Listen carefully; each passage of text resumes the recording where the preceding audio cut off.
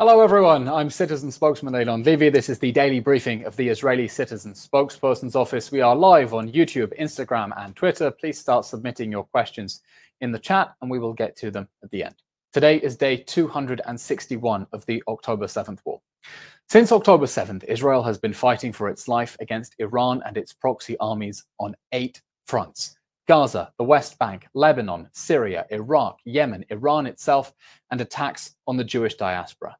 But now there are reports that could expand to 9. I'm talking about the Taliban. Yes, that Taliban. The brutal theocratic regime that gave shelter to al-Qaeda after 9/11 and now oppresses the people of Afghanistan again. Because the Islamic Republic of Iran is trying to recruit the Taliban, the government of the Islamic Emirate of Afghanistan, to attack Israel. Iran is working to get the Taliban that helped bin Laden plot 9/11 to partner with the Hamas regime that perpetrated 7/11. Last week, Iran's foreign minister urged the Taliban's foreign minister to take joint action against Israel and join its plot to destroy the Jewish state. This comes after Iran hosted talks between the Taliban and Hamas. And Iranian sources say the Taliban is ready to send troops to fight Israel. What does Afghanistan have to do with Israel? What do Yemen and all these other arenas have to do with Israel? Iran is building a coalition to destroy Israel as the regime in Tehran races towards getting nuclear weapons. It's surrounding Israel with proxy armies far more powerful than most NATO militaries. These countries should all have peace with Israel. We have nothing against Afghanistan or Yemen, no territorial disputes, but Iran is supporting these evil minions to advance its vision of Iranian regional domination of the Middle East. These evil regimes want to repress and abuse their own people while destabilizing the Middle East and plotting to destroy the Jewish state.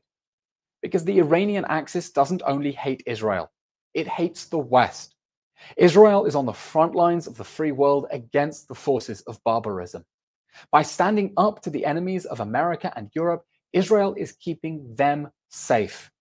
And we need the free world to stand with us against those terrorist forces that threaten all of our freedoms and have attacked all of our countries before. Israel is fighting for humanity on the front lines of humanity, and it's time for humanity to stand with Israel. We'll take questions from the audience watching live on the various social media platforms. A reminder, you can submit on YouTube, Instagram, Twitter, all the other platforms. Yes. This question coming in from our TikTok comments from Wave27129. Who do you think should rule Gaza after the war? Gaza needs to be run by Palestinians who are committed to turning a new leaf, who realize that terrorism is a dead end that will only bring their people disaster and ruin. We need Palestinian leaders in Gaza who are brave enough to stand up to their people and say that Hamas's strategy of turning Gaza into one big launchpad for attacks against Israel was a terrible mistake, who are ready to abandon the dream of destroying Israel from the river to the sea and start building Gaza as a permanent home for its people. Now, Israel is not going to govern Gaza after this war. We don't want to. No one wants us to. Hamas is not going to govern Gaza after this war. That would be a recipe for the next 10/7 massacre and the next war. But at the same time, the Palestinian Authority is not fit for purpose either. The Palestinian Authority that runs parts of the West Bank isn't able to impose order in Jenin, let alone impose order in Gaza. The Palestinian Authority doesn't take control and responsibility for so-called refugee camps in its own territory. So how is it going to provide services for the people of Gaza when it itself says that the UN is responsible for providing those services for them? So the question of the day after Hamas is a difficult one. It's a live political issue in Israel. We know who it won't be, and it needs to be Palestinians who are willing to take responsibility and take their people in a different path and say no to terrorism, no to massacres, and yes to peace with Israel. Oshrit from our YouTube comments asks, in light of everything that was revealed on the UN, has Israel considered leaving? No, I don't think the option of leaving the United Nations is sensible, and that is because the United Nations, like it or not, many of us don't like it, think it has deep-seated anti-Semitic problems even, is the only club in the world with all member with all nation states in it. If you are in the United Nations, you are a real country, and that is where you can wage your diplomatic battles. That is where you build alliances together with other countries and work towards collective action.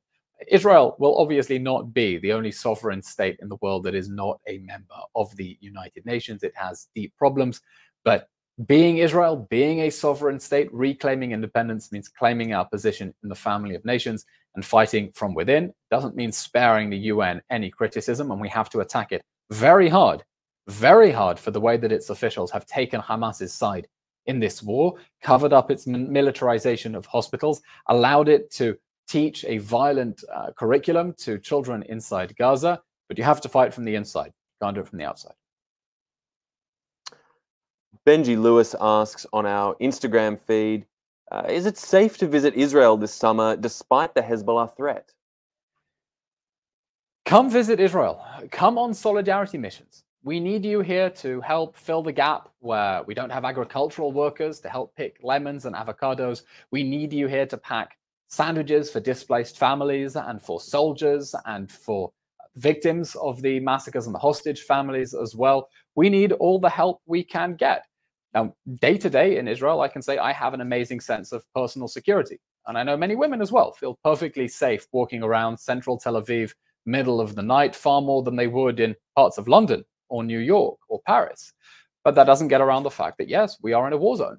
We are being attacked on multiple fronts. The war that Hezbollah has already been waging against us since October 8th can escalate. It can escalate at any moment. At any moment, we can have a rocket sirens. That's part of the name of the game, being in this conflict zone.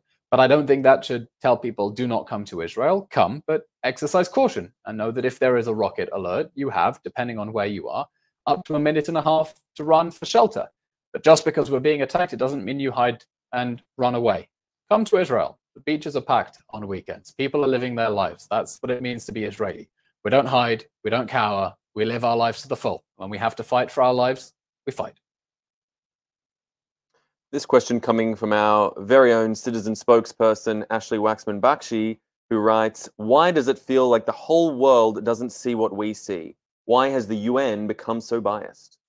Ashley, that's an excellent question. Unfortunately, the United Nations is not a club of democracies. Most countries in the United Nations are dictatorships, tyrannies, autocracies. And if there's one thing that they can agree on, it's to gang up on Israel, gang up on the Jews, because it gives them a way to cooperate and work together. We don't have 50 Jewish states at the United Nations. There are 50 Islamic states. There are over 20 Arab states. And so it means that the numbers are against us. And it means that you have many people who are willing to automatically amplify Hamas propaganda and not the Israeli story. You have the Islamic states that will amplify the Palestinian story. And then unfortunately, far too many Western countries that think that they can appease the Arab world, appease the Islamic world, throw Israel under a bus in order to gain favor with them. But that strategy is not going to work. As we saw in the briefing today, Iran is trying to get the Taliban to join its axis of evil against Israel. And these are all the same forces that are attacking the West, plotting to destroy Israel.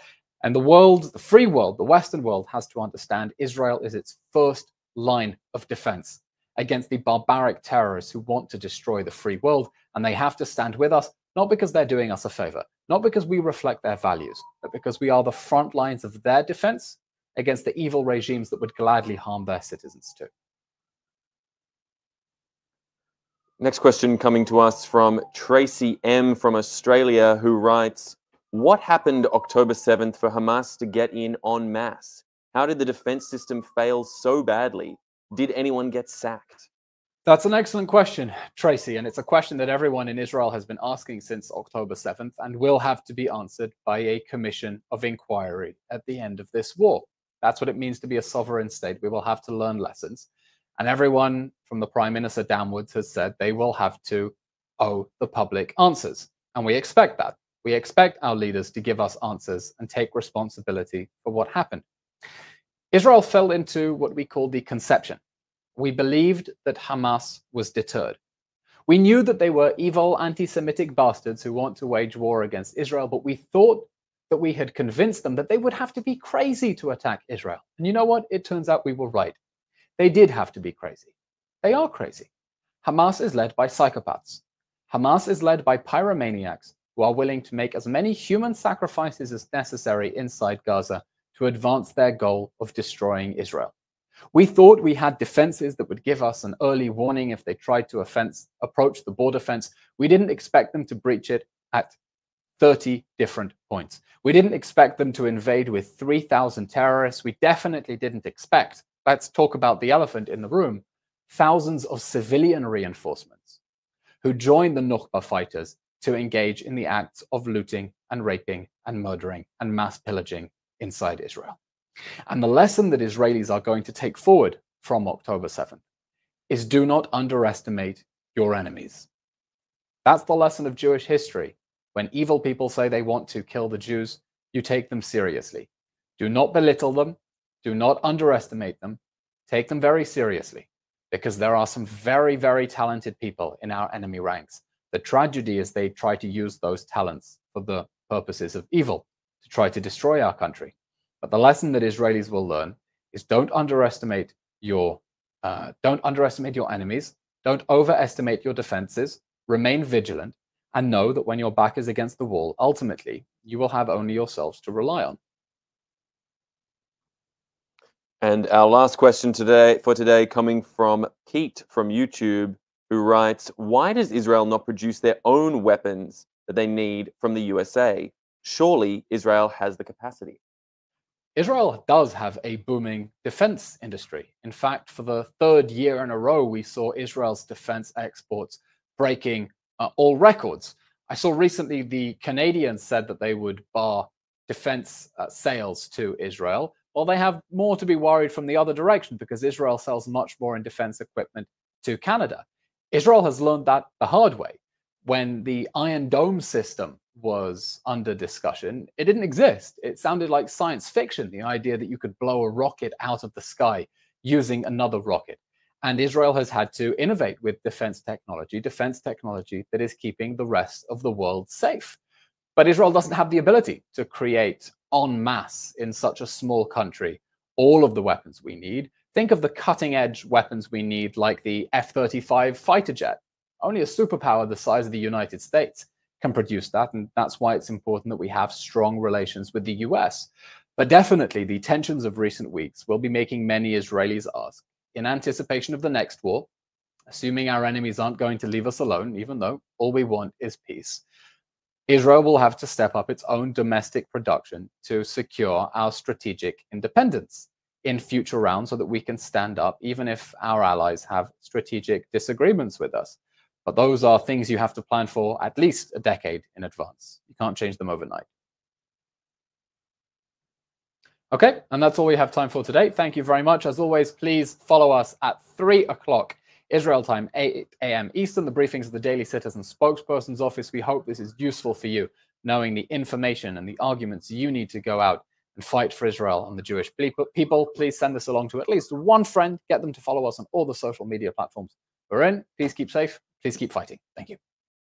Thanks for watching. Drop a comment below. Don't forget to like, share, and hit subscribe to stay updated with our latest content. Until next time, stay informed and inspired. This is Dejobnik signing off.